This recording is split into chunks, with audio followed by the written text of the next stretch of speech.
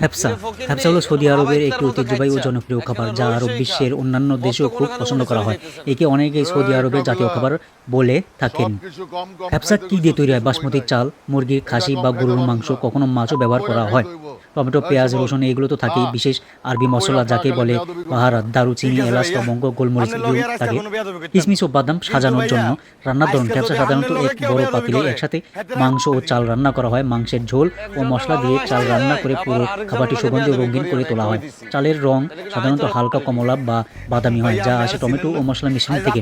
ক্যাপসা সাধারণত বড় প্লেটে পরিবেশন করা হয়। উপরে বাদাম, কিশমিশ ও কখনো সিদ্ধ ডিম দিয়ে সাজানো হয়। এটি সাধারণত দই, সালাদ বা টক সস, ডাকা বা সাত্তা এর সাথে খাওয়া হয়।